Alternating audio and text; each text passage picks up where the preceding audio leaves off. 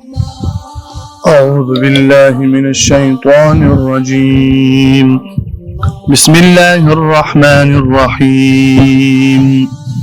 والذين يؤمنون بما أنزل إليك وما أنزل من قبلك وبالآخرة هم يوقنون.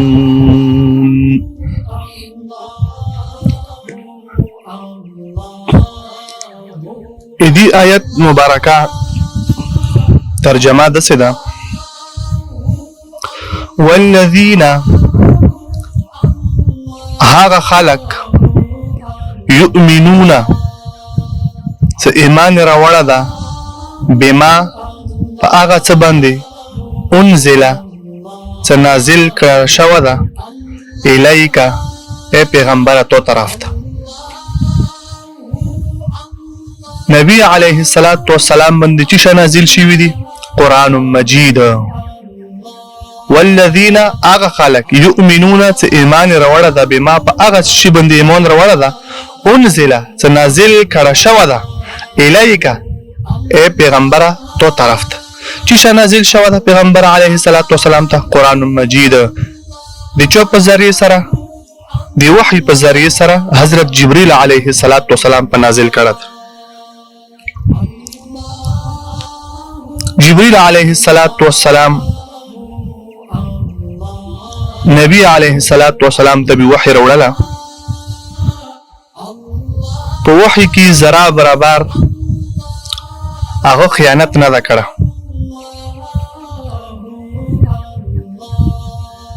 وما او په هغه څه باندې ایمان راوړه ده انزل څه نازل کړي شوي دي من قبلک ای پیغمبره تونه مخکې څوره کتابونه نازل شوي دي په هغه باندې ایمان راوړي لکه تورات زبور انجیل دا درې کتابونه قرآن نه ګوره مخکې نازل شوي وو په هغه باندې ایمان راوړي او په قرآن مجید باندې ایمان راوړی وي یعنی تورات زبور انجیل باندې ایمان راوړی وي او قرآن باندې ایمان راوړی وي. تورات الله رب العزت په موسی علیه السلام باندې نازل کړه ده. انجیل حضرت عیسی علیه السلام باندې نازل شوه ده. زبور حضرت داود علیه السلام باندې نازل شوه ده.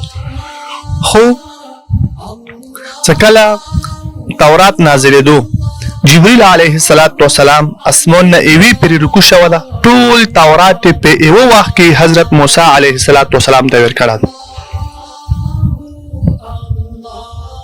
انجیل حضرت عیسی علیه السلام ته جبریل علیه السلام په یوه وخت کې ورکړه ده ټول انجیل په یوه وخت کې ورکړه ده په یوې ورځې ورکړه ده. زبور داود علیه السلام ته په یوې ورځې ملاو شوه ده ټول زبور. قرآن مجید الله رب العزت جبریل علیه السلام ته ورکولو ټول نه ده نازل کړه. موسی علیه السلام ته جبریل علیه السلام ایوی پر راغله ده. عیسی علیه السلام ته حضرت جبریل ایوی پر راغله ده. داود علیه السلام ته جبریل علیه السلام ایوی پر راغله ده. خزکله بی نبی علیه السلام ته قرآن راوړلو جبریل علیه السلام اسمان نه نبی علیه السلام ته 24,000 پیری راکوز شوه ده. 24,000 پیری د قرآن نازلولو دپاره به اسمان نه راکوزېدل.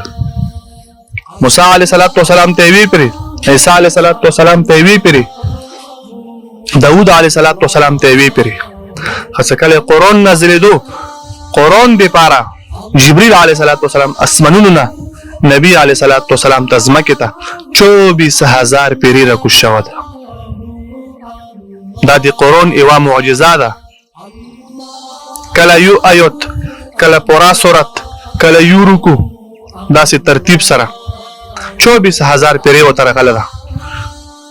خو علماو لیکلي دي چې جبریل علیه السلام نبی علیه السلام په خپل شکل کې 3 پیرې کتله ده. 3 پیرې حضرت جبریل علیه السلام په خپل شکل کې کتله. د لوره باقیه دا ته څنګه راغله ده؟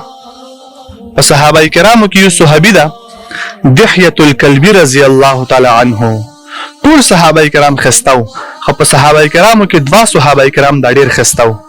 یو دحیة الکلبی رضی الله تعالی عنه، یو جریر بن عبد الله رضی الله تعالی عنه. دا دوا ډیر خستا صحابه کرام.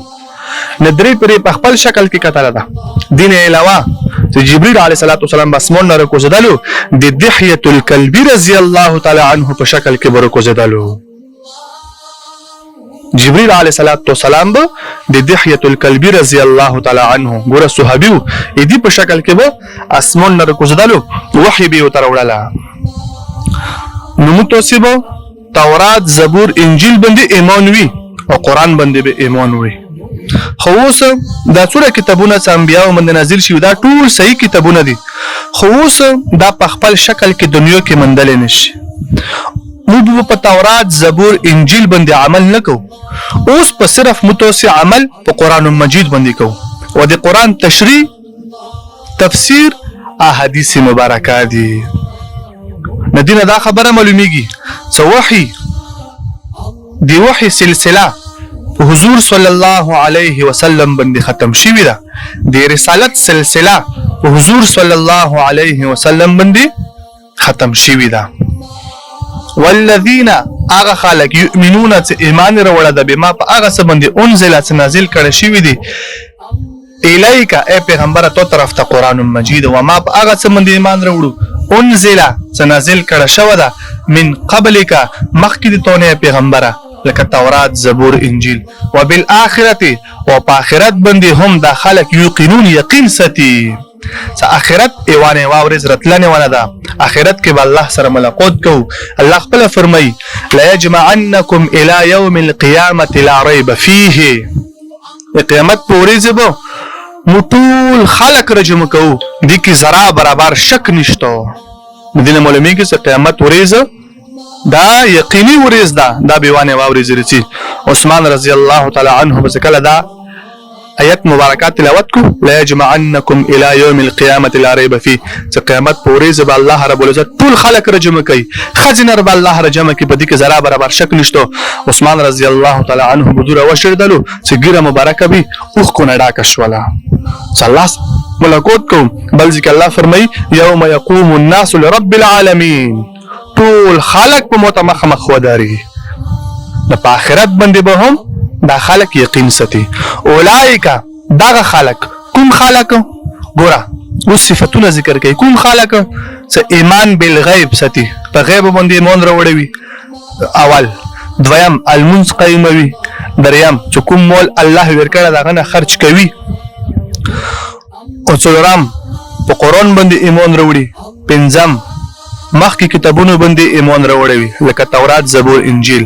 او شپږم په آخرت باندې یقین ساتي. اولئک دغه خلق د شپږو صفتونو ولا خلق علی هدن دا په هدایت باندې دي من ربهم د خپل رب طرفنا. ګوره مخکې خبره کړې وه چې هدایت څومره قیمتي شی ده. هر مسلمان ځوان دپاره د وکړي چې الله مو ته سیخه لیار وښیي، موږ ته د انبیاو د صحابه کرامو تابعینو ولا لیار وښیي.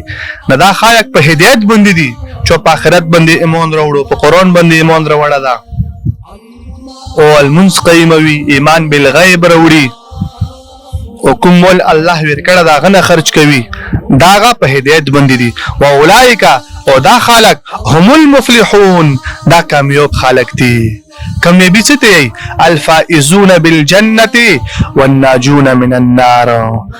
کوم خلق چې جنت ته لوړو او جهنم نه باد شو دا کامیاب خلق دي. بل ځکه الله خپل فرمایي فمن زحزح عن النار وادخل الجنة فقد فاز.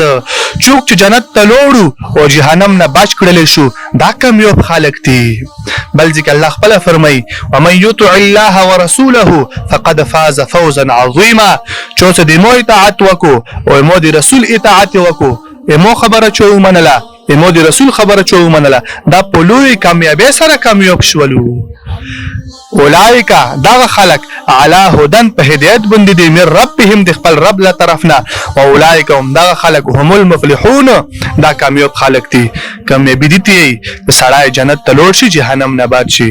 او بل علماء لیکلي چې کامیابی څه ته فلاح څه ته؟ فلاح البقاء من الخير فخير باندې بقي پاتې کېدل خیر کارونه کول امر بالمعروف کول نهي عن المنکر کول دا په خیر باندې بقي پاتې کېدل په دنیا کې دا هم کامیابی ده ان الذين بشکا هغه خلق کفروا چې کافرون دي لکه ابو جهل ابو لهب عتبہ شیبہ ولید سواء برابر دي علیهم په دوی باندې انذرتهم اے پیغمبره که تو دوی ډراوي ام لم تنذرهم یا دوی نه ډراوي لا یؤمنون دوی ایمان نه وروړي ګور الله ته فرمایي چې پیغمبره دا ابو جهل غو ابو لهب غو عتبہ غو شیبہ غو دا کته ډراوي مونږه بیا ایمان نه وروړي او کته نه ډراوي بیا ایمان نه وروړي کته دعوت ورکوي بیا ایمان نه وروړي کته دعوت نه ورکوي بیا ایمان نه وروړي دور تسلسل سره مهنت وکولو الله ته فرمای فلعلك باخع نفسك على آثارهم ان لم يؤمنوا بهذا الحديث اسفا الله فرمای چې پیغمبره کدا خلق ایمان نه وروړي تخپل ځون هلاک کوي تاسو تسلسل سره مهنت او کوشش مهنت خوري دعوت امر بالمعروف دا به نبی علیه الصلاۃ والسلام کول الله ته فرمایي چې بشک هغه خلک چې کافرون دي لکه ابو جهل شو ابو لهب شو عتبہ شو شیبہ شو سواء برابر دي علیهم په دوی باندې انذرتهم اے پیغمبر کته دوی ډراوي ام لم تنذرهم یا دوی نه ډراوي لا یؤمنون دوی ایمان نه وروړي دغه پزړونو کې ایمان نشته دا ازلی بدبختی دا به ایمان رونه وړي د نبی علیه الصلاۃ والسلام دا خواهش وو چې دا ټول خلک مسلمانون شي دا ټول خلک مسلمانون شي ځکه نبی علیه الصلاۃ والسلام د امت په غم کې ډیر حریص وو لقد جاءكم رسول من انفسكم عزيز عليه ما عنتم حريص عليكم بالمؤمنين رؤوف رحيم نبی علیه الصلاۃ والسلام د هر یو کافر د نبی علیه الصلاۃ والسلام په زړه کې د هر کافر د لپاره خیر خوې و صدا خلق ایمان وروړي دا به کامیاب شي ختم الله او صلی الله فرمایي چې کوم خلق ایمان نه وروړي ختم الله مهر لګول دا الله پاک علی قلوبهم دغه کافرو په زړونو باندې مهر ختم منا مهر لکه الله بل ځکه فرمایي نبی علیه الصلاۃ والسلام بارک ما كان محمد على احد من رجالكم ولكن رسول الله وخاتم النبيين خاتم یې مهر لګول شوی ده مهر تی یعنی وا دسته ده ایوا پرچا ده هغه باندې مهر لګیدل ده ابان ده سیل ده دا مطلب ده سنه به بار نه چی ور داخليږي او نه به نه چی بار روزي نو نبی علیه الصلاۃ والسلام د زماني اخري پیغمبر ده دینه بعد بل پیغمبر بل نبی دنیا ته نرسي بل نو پیغمبر به دنیا ته نرسي د نبی علیه الصلاۃ والسلام باندې د نبوت دروازه دا بند شي ده ختم الله مهر لګول د الله پاک علی قلوبهم کافر په زړونو باندې څه مطلب چې د حق خبره د غوږونو ته نه کوزيږي ایمان ولا خبره د غوږونو ته نه کوزيږي دعوت تیر کوي دا دعوت د غوږونو ته نه کوزيږي وعلى سمعهم او د کافر په غوږونو باندې الله پاک مهر لګول ده څه مطلب په غیږ باندې مهر لګول څه مطلب یعنی په غوږونو باندې د حق خبره وورينا په غوږونو باندې د حق خبره نه ووري وعلى ابصارهم او دغه پسترګو باندې غشاوه پردا ده پردا څه مطلب دوی خنزیر لګیدلو